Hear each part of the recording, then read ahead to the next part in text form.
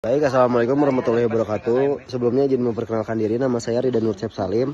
Sebelumnya maaf, saya ini lagi di luar. Lanjut. Di sini saya akan memaparkan materi tentang etika sosial bertamu ke luar negeri. Saya sudah membaca beberapa artikel dan beberapa sumber juga.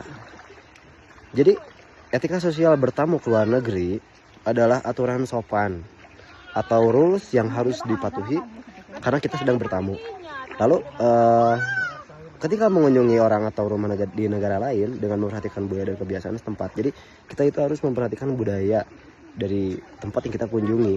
Contohnya, kita tidak bisa menyamakan antara Indonesia dan Arab Saudi karena benar-benar dari segi kultur berbeda. Walaupun Arab Saudi mayoritas Islam sama dengan Indonesia, tapi tetap dari segi kultur ada beberapa hal yang beda secara signifikan.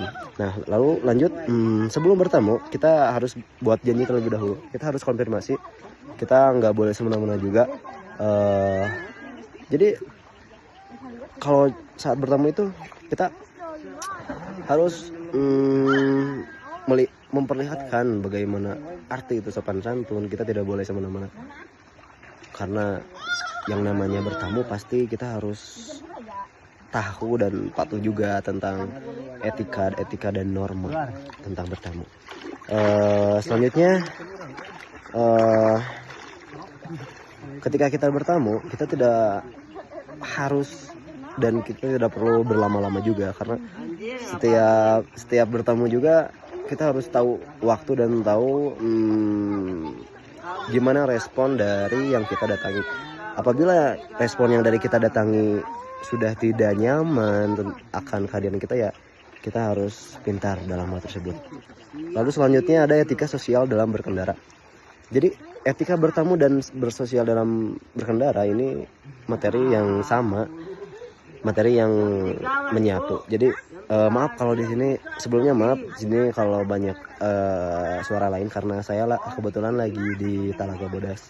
Saya lagi di Talaga Bodas. Oke, lanjut.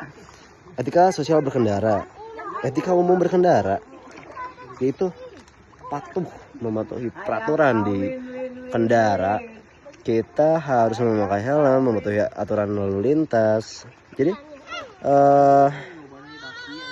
kita ketika berkendara kita itu harus paham, bukan hanya serta-merta kita berkendara saja. Kita juga harus paham kita akan aturan-aturan lalu lintas, bagaimana kita beretika dalam berkendara. Jadi tidak boleh arogan, no blayer, harus tetap kondusif.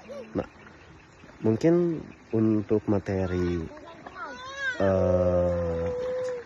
etika bertamu dan etika berkendara yang dikalkulasikan dalam etika bersosialisasi, mungkin seperti itu yang dapat saya paparkan. Mohon maaf bila ada kesalahan dan kurang kata dari saya.